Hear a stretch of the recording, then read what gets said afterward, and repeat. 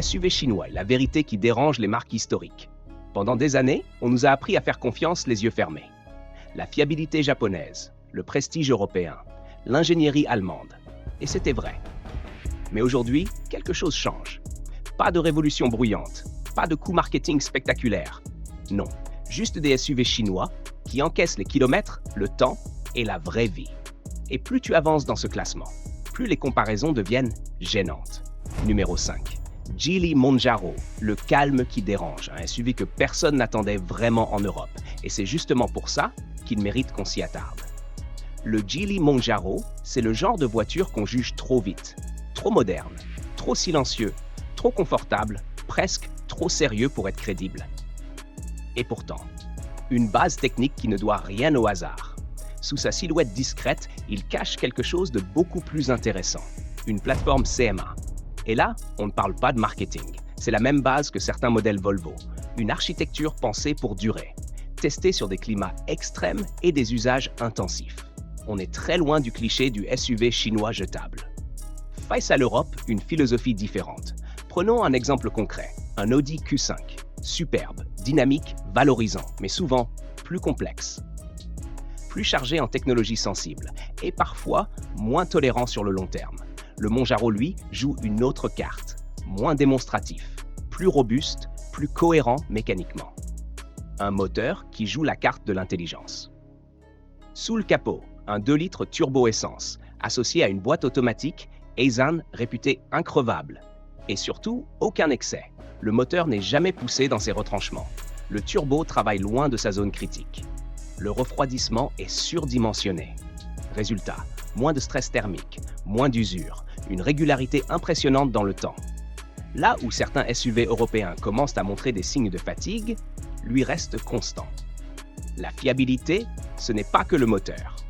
Ce qui surprend vraiment les utilisateurs, ce n'est pas juste la mécanique, c'est l'ensemble. Boîte fluide même après des années, aucune hésitation électronique, comportement toujours prévisible. Et à l'intérieur, matériaux denses, assemblage sérieux, sièges qui ne s'affaissent pas après 3 ans.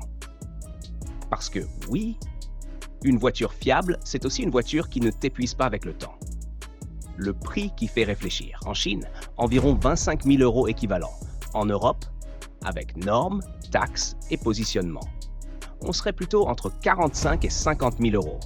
Et là, ça devient intéressant. Comparaison qui pique. Face à un Volvo XC60, prix plus élevé pour une base technique cousine. Face à un Lexus NX hybride, finition irréprochable, mais mécanique plus complexe et espace plus limité. Le vrai problème qu'il pose, au tarif chinois, c'est une évidence. Au tarif européen, c'est une alternative très crédible. Mais surtout, il pose une question dérangeante. Si la base est similaire, si la philosophie est la même, qu'est-ce qu'on paie vraiment en plus ailleurs? On a commencé doucement, avec un SUV chinois qui partage son ADN avec Volvo et qui préfère durer plutôt que briller. Mais maintenant, on entre dans le vrai champ de bataille, le marché du quotidien, l'hybride, la famille, le budget maîtrisé. Là où Toyota, Peugeot, Hyundai et même Tesla règnent depuis des années. Et c'est précisément là que la Chine avance, sans bruit, mais avec une précision redoutable. Numéro 4. Tank 500. Le Land Cruiser moderne, sans le folklore. Le Tank 500 n'est pas un SUV qui fait rêver sur les réseaux. Pas de mise en scène, pas d'image d'aventure artificielle, pas de promesses irréalistes. Et c'est exactement pour ça qu'il est dangereux pour la concurrence. Une base conçue pour durer, vraiment. Ici, on revient à quelque chose que beaucoup ont abandonné, le châssis séparé. Une architecture pensée pour le remorquage, les routes dégradées, les charges lourdes, les années qui passent. Pas une plateforme entre deux faite pour plaire à tout le monde. Une vraie base de travail. Face aux icônes. Une autre approche. Land Rover Defender, impressionnant, mais parfois inquiétant sur la durée. Jeep Grand Cherokee, confortable, mais pas toujours irréprochable avec l'âge. Le Tank 500, lui, fait un choix clair. La durabilité avant le spectacle. Une mécanique qui joue la sécurité. Les moteurs sont réglés de manière conservatrice. Pas de surpression inutile, pas de réglages agressifs, pas de recherche de performance à tout prix. Résultat, moins de contraintes mécaniques, moins de chaleur, moins d'usure. Et sur 10 ou 15 ans, ça change tout. Le vrai tour de force, l'équilibre. Habituellement, un vrai 4x4, solide mais fatigant. Un SUV moderne, confortable mais fragile. Le Tank 500 réussit un mélange rare. Suspension robuste, réglage doux, géométrie simple. Les retours parlent de kilométrage élevé et très peu d'interventions lourdes. Aujourd'hui, c'est presque devenu une exception. Une fiabilité qui se ressent aussi à bord. À l'intérieur, rien d'ostentatoire, mais tout tient dans le temps. Sièges qui gardent leur maintien, panneaux sans vibration, commandes cohérentes année après année.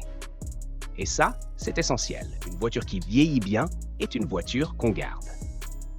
Positionnement. En Chine, entre 35 et 40 000 euros. En Europe, entre 55 et 60 000 euros. Les références face à lui, Toyota Land Cruiser. Une légende, mais à un tarif bien plus élevé. Lexus GX luxueux, mais parfois plus complexe mécaniquement. Le verdict. Le Tank 500 ne remplace pas le Land Cruiser dans l'imaginaire. Mais dans la réalité, il commence sérieusement à rivaliser. Et surtout, il prépare le terrain pour quelque chose d'encore plus radical. Numéro 3. BYD Seal U hybride rechargeable. Le RAV4 que personne n'attendait. Le BYD Seal U hybride rechargeable, c'est exactement le SUV que beaucoup d'automobilistes français décrivent depuis des années, sans même savoir qu'il existe déjà. Une hybridation pensée pour la vraie vie. Format familial cohérent, design consensuel et surtout une hybridation intelligente. Ici, pas de démonstration inutile pour impressionner sur une fiche technique. Le moteur thermique, il ne cherche pas à performer. Il stabilise, il soulage l'électrique. Résultat, moins de stress moteur, moins de montée en température, moins d'usure prématurée. Exactement la philosophie qui a fait le succès de Toyota RAV4, mais avec une gestion électrique plus moderne. Une douceur qui change tout. La transmission est réglée pour une chose, la fluidité, pas la nervosité. Et c'est un choix intelligent, parce qu'un SUV familial n'a rien à gagner à être brutal, mais tout à gagner à être prévisible. En ville, roulage majoritairement électrique. Sur route, le thermique prend le relais naturellement, sans rupture, sans à-coups, sans effet yo-yo. Là où certains se perdent. Beaucoup d'hybrides européens ont voulu trop en faire, trop de couches électroniques, trop de décisions prises à ta place, trop de complexité. À long terme, ça fatigue et parfois, ça déçoit. BYD, ici, fait l'inverse. Simplicité, cohérence, maîtrise.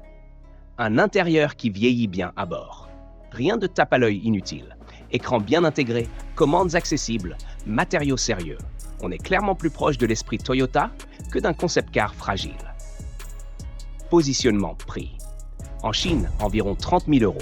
En Europe, entre 45 et 50 000 euros. Les rivaux directs. Toyota RAV4, fiabilité mythique, mais technologie qui commence à dater.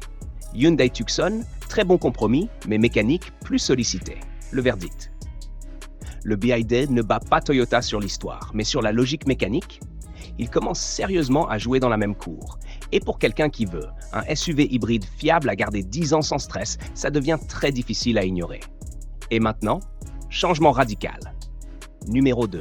Xpeng G6. Le modèle est repensé. Le Xpeng G6, ce n'est pas une copie, c'est une réponse.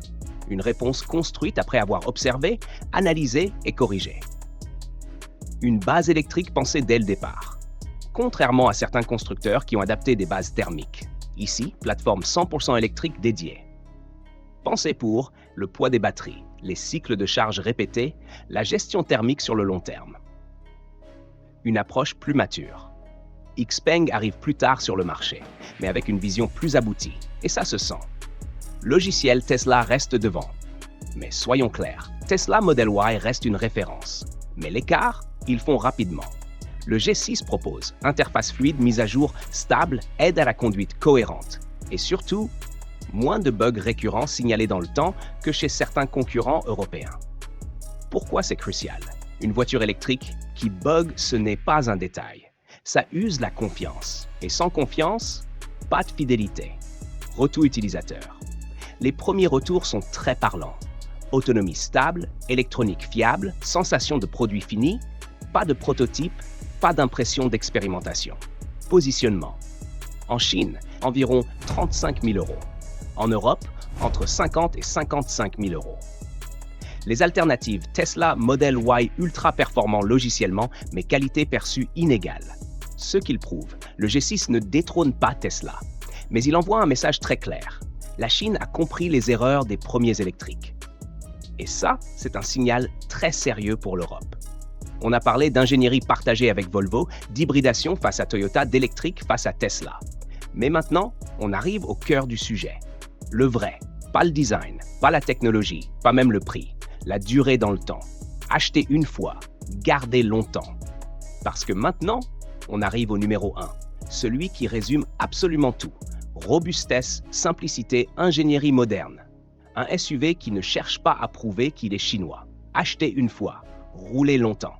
Le Jetour T2, ce n'est pas un SUV comme les autres. C'est un SUV pensé contre l'obsolescence. Une philosophie simple, tenir dans le temps. Chaque choix technique répond à une question. Est-ce que ça tiendra encore dans 10 ans? Et tout est conçu dans ce sens. Structure renforcée, acier haute résistance, point d'ancrage solide, plateforme pensée pour durer. Pas pour impressionner, pas pour gagner un comparatif, pour vieillir correctement. Une mécanique surdimensionnée. Ici, rien n'est exploité à fond. Moteur sous-exploité, transmission robuste, refroidissement généreux. Tout fonctionne dans des zones confortables, même en charge, même sur long trajet, même avec les années. Une philosophie à l'ancienne, avec des outils modernes. Cette approche rappelle directement les Toyota des années 2000, mais avec une gestion moderne, une meilleure électronique, une conception plus précise. Un SUV fait pour rouler, transmission intégrale efficace. Ce SUV n'est pas là pour Instagram, il est là pour durer. Un intérieur moderne mais maîtrisé. Oui, il y a des écrans. Oui, c'est actuel, mais surtout, rien de fragile, rien d'expérimental, tout est cohérent. Les premiers retours parlent d'une électronique stable, fiable, rassurante dans le temps. Positionnement. En Chine, autour de 30 000 €.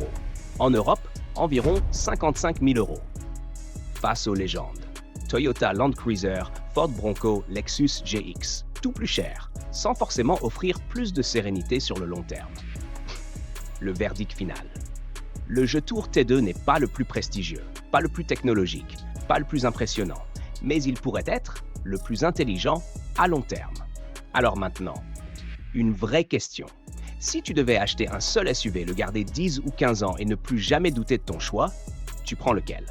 Dis-le en commentaire, ça m'intéresse vraiment. Clique sur la vidéo qui s'affiche à l'écran pour découvrir les prochains SUV chinois qui arrivent en Europe en 2026. Abonne-toi, active la cloche, parce que ce que tu viens de voir, ce n'est que le début. Et retiens bien une chose, le meilleur SUV, ce n'est pas celui qui fait le plus de bruit, c'est celui qui roule encore, quand tous les autres ont disparu.